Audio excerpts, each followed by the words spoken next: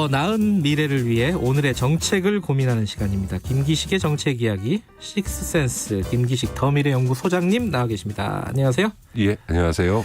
오늘은 눈이 많이 와서 저희들이 전부 전화 연결로 돌렸거든요. 네. 혹시 사고라도 날까 봐 걱정이 돼서. 그런데 와주셨습니다. 너무 감사합니다. 외로웠습니다. 네, 김 기자 보고 싶어서 왔어요. 되게 가까우셔가지고. 네, 그렇죠? 네, 네. 예. 그 사무실도 저희 바로 옆이어서. 네. 예.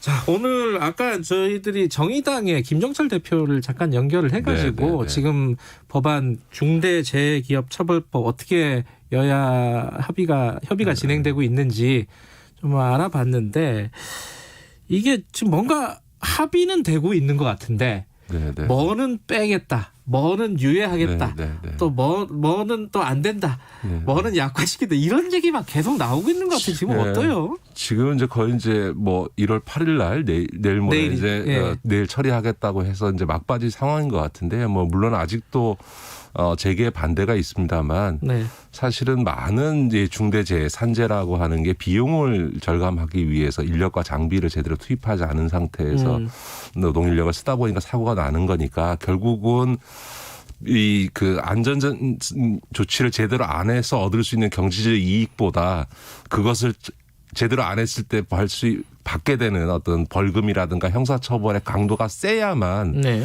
사실 이익보다 부담이 커야만 이제 이 산재가 줄어들기 때문에 저는 네. 뭐 기업에 부담을 주는 것이 오히려 이 법의 취지이고 그래야 우리 산재공화국 OECD 산재 1위라고 하는 이런 불명예를 벗어날 수 있다는 건 맞는데 이제 민주당 입장에서는 지난번 공정상법처럼 해놓고 욕먹는 일을 반복해서는 좀 곤란하겠다 이런 생각은 좀 들고 또 정의당을 보면 사실은 지난번에 말씀드렸지만 그 정의당이 제출한 중대재해법은 그 형사처벌의 죄형 법정 중이나 명확성 원칙에서 보면 문제가 여러 가지로 많은데 그걸 마치 이 1.1핵이라도 고치면 개혁의 후퇴다. 이렇게 얘기하는 건 또 부적절하다. 그런 점에서 남은 시간이라도 좀 합리적 논의를 통해서 최선의 방안을 찾아야 되겠죠. 근데 아까 이제 김종철 대표가 그 얘기를 했어요. 이제 중기부에서 들고 온 게 5인 이상 사업장 같은 경우에는 아예 이제 법에서 제외시키겠다. 이하 사업자. 예, 5인 이하 사업자요. 예. 근데 이제 뭐 소상공인들 어려우니까 네, 그분들한테는 이런 부담을 지워주지 않겠다는 취지인 것 같은데 네. 아니 이거 어려우면은 지원을 해가지고 뭔가 안전 조치라든가 이런 거 할 수 있게 해줘야지 아예 빼버리는 게 말이 되냐 이런 입장이에요 정의당이. 어떻게 보세요 이거는? 그 지적은 한편 타당하고 한편 타당하지 않다고 생각합니다. 우리가 지금 52시간이나 최저임금 할 때도 그 뒤에 벌어진 양상이 뭐냐면 대기업들은 아무 문제 없고요. 오히려 영세한 소상공인들이 그 반발하면서 우리 사회의 의례에 해당되는 노동자와 영세 소상공인이 싸우는 양태가 벌어졌잖아요. 똑같은 거예요. 예를 들어서 지금 우리나라 자영업이 수백만 개인데 그중에 대부분은 식당이라든가 작은 영업장소 아닙니까? 여기 보고 그걸 어떻게 정부가 다 지원을 하고 관리를 할 수 있게 했어요. 그러니까 이제 다시 말해서 이 중대재해처벌법에 대해서 국민적 비판 여론이 높은 것, 그다음에 이거에 저쟁해라고 하는 건 뭐냐면 돈을 수조 원씩 버는 기업이 이익을 위해서 노동자 안전 조치를 제대로 하지 않거나 혹은 뭐 한전 같은 공기업조차도 이 안전 조치를 위한 비용을 제대로 지불하고 인력을 투입하지 않아서 사람이 죽거나 우리 서울 지하철 공사에서 스크린도어 하다 죽은 우리 그 친구처럼 2인 1조로 일해야 되는데 한 명만 투입해서 죽거나 이런 거에 대한 분노 때문에 중대재해기업 처벌법에 대해서 국민적 비판을 하는 거잖아요. 그러면 이런 데만큼 확실하게 창사적 책임을 묻고 비용을 투입하게 만드는 것을 1차 목표로 해야지 52시간처럼 동네에서 2명, 3명 데리고 식당 하시는 분에게까지 똑같은 적용을 한다. 이렇게 가면 또 지난번처럼 영소상공인하고 노동자라고 하는 우리 사회 가장 어려운 을들끼리 싸우는 양상이 벌어진다. 그런 점에서 그렇게만 보면 안 되고요. 다만 저는 요즘 이 논의가 조금 핵심과 본질을 자꾸 벗어나 있다고 생각해요. 예를 들어 뭐 처벌 수위가 낮춰졌다. 징역 1년 이상으로 할 거냐, 징역 2년 이상으로 할 거냐는 저는 비본질적인 문제라고 생각합니다. 그거 별로 그렇게 중요하지 않고요. 유예기간도 52시간도 유예기간도 없거든요. 규모에 따라서. 네. 노동 관련 법률은 다 유예기간을 둡니다. 다만 2년 4년은 너무 기니까 저는 뭐 최소는 1년 2년 예. 정도 두는 것이 잘 좋다고 생각하는데 그 유예기간을 1년 2년으로 할 거냐 2년 3년으로 할 거냐 이것도 저는 뭐 그거 갖고 후퇴다 뭐다 이렇게 얘기하는 거는 저는 굉장히 부적절하고 정의당이나 일부 진보 언론에서 처벌 수위 문제나 유예기간 갖고 비판하는 거는 너무 경직된 태도이고요. 오히려 더 중요한 문제를 빠뜨리고 있다는 거죠. 거예요? 그러니까 예를 들어서 지금 말씀드린 것처럼 그러니까 독자적인 사업장을 갖고 운영하고 있는 5인 미만 영세 사업장에 대해서 예외를 인정해 주는 거는 불가피한 부분이 있어요. 거기는 뭐 2명 데리고 일하는데 무슨 돈이 있어서 거기는 그러니까 돈을 아끼기 위해서 안전사고가 나는 경우는 아닌 거거든요. 그런데 예를 들어서 하나의 큰 사업장에서 하도급 부분에서 가장 많은 사고가 나왔다는 거거든요. 그런데 예를 들어서 5명, 10명으로 이렇게 인원 기준을 두면 원청이 하도급을 줄 때 5명, 6명으로 쪼개서 도급을 주게 되잖아요. 그러면 그 사업장에서 전체적으로 도급업체는 100명, 200명, 300명씩 일하고 있는데 하나의 도급받은 업체가 5명, 10명 이렇게 돼 있으면 다 면제돼 버리는 상황들이 벌어질 수 있는 거니까 독립적인 사업장 기준이라고 하는 거하고 이렇게 하도급에 있어서의 인원 기준은 달리 봐줘야 되는 거죠. 일률적으로 5명이다, 네. 10명이다 이렇게 볼 수는 없는 거 아니냐라고 하는 점에서 저는 제일 핵심은 하도급 부분에 있다라고 보여집니다. 예를 들면 건설 부분에서도 마찬가지고요. 우리 발전소에서 맞아요. 나타났던 사고들도 다 하도급 부분 아닙니까?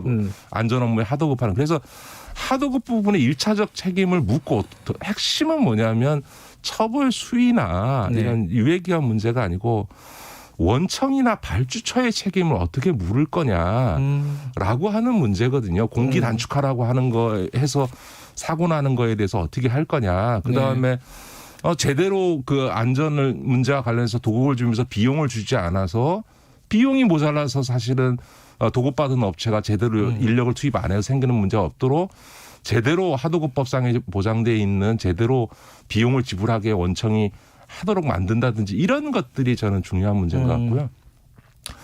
마지막으로 하나 예를 들어서 지금 경영 책임자 대표이사와 안전 담당 이사 둘에게 책임을 또는이라고 해서 둘 중에 한 명한테 책임을 물을 수 있다 해서 경영 책임자에게도 물을 수 있다고 되어 있는데 이것도 분명히 해야 되는 게요.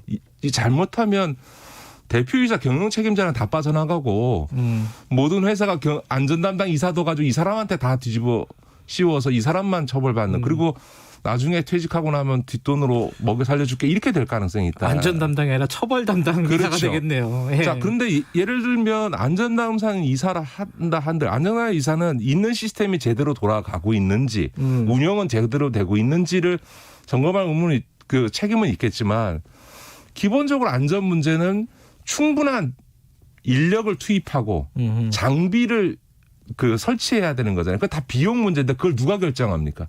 경영 책임자인 대표이사가 하는 거죠. 다시 말해서 그 인력과 장비의 설치 투입과 관련돼서는 이거는 무조건 경영 책임자가 대표이사가 책임지도록 하고 그렇게 인력과 장비와 시스템을 만들도록 한 뒤에 그것이 제대로 작동했느냐 작동되지 않았느냐에 대해서는 안전 담당 이사에게 책임을 묻는 이렇게 경영 책임자와 안전 담당 이사의 책임 범위를 명확히 하지 않으면 대표이사들은 다 빠져나가고 일종의 처벌용 안전 담당 이사를 두는 형태가 돼버릴 위험이 있다는 거죠.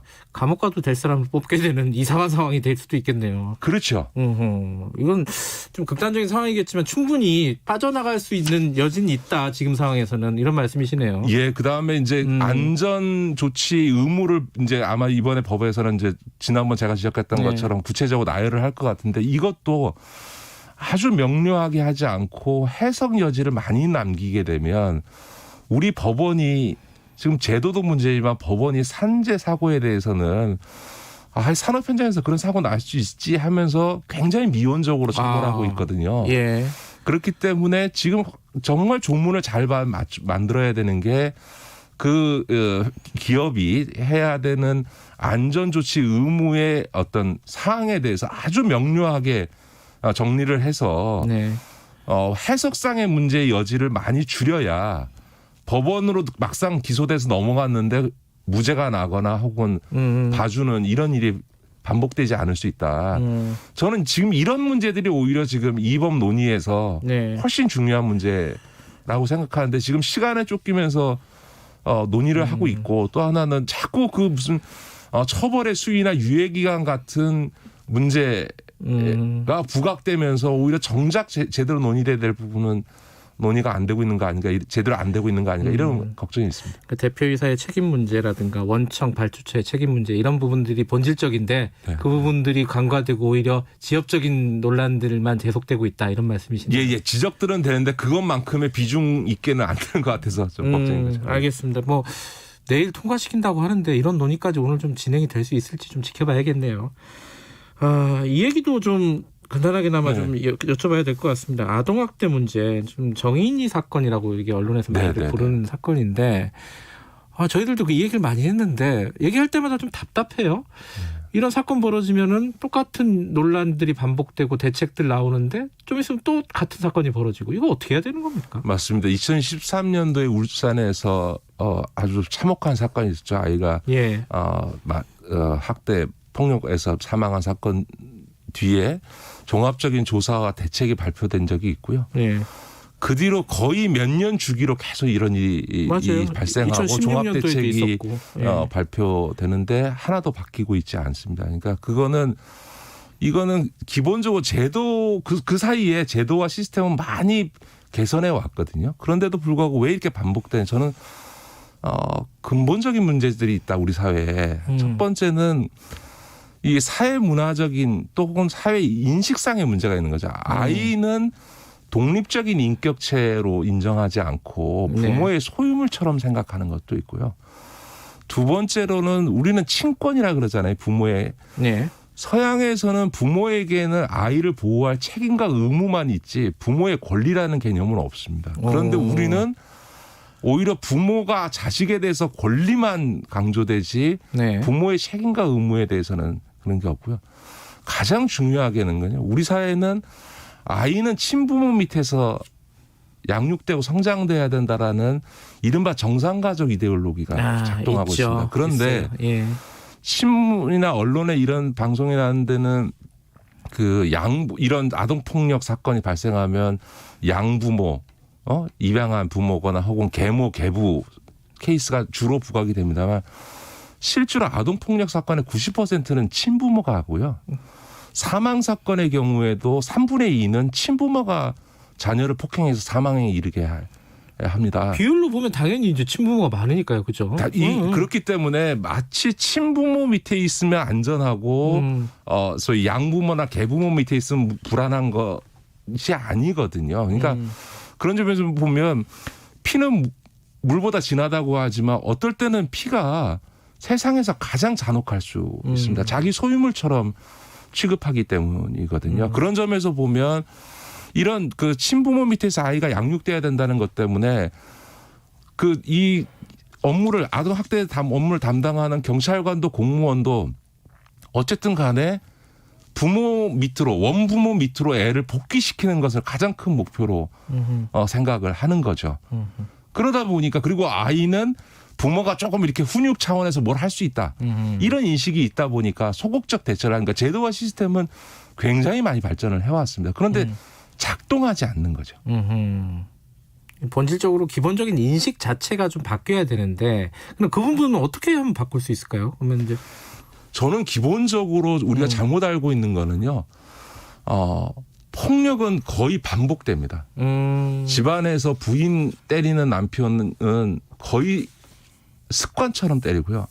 아동학대 경우도 영국 케이스를 보면 그러니까 소위 학대 수준의 폭행이 발생한 경우는 반드시 재발합니다.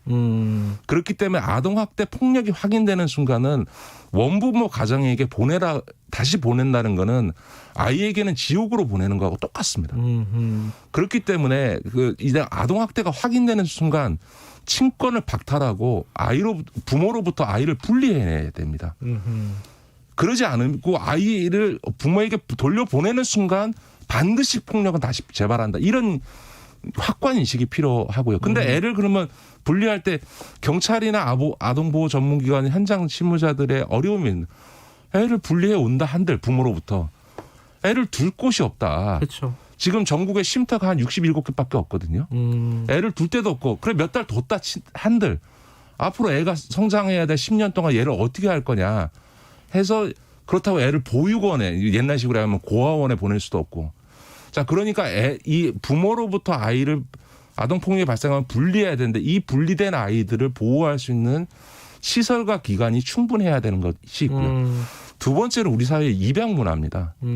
결국은 그 시설에 계속 있지 않으려면 사회적으로 입양을 해야 되잖아요. 네. 근데 이제 우리는 이것도 정상가족 이데올로기가 문제인데 이 가족이라는 거는 법률적으로 결혼한 부부 사이에 태어난 이 혈연적 자식 이게 정상가족이잖아요. 예.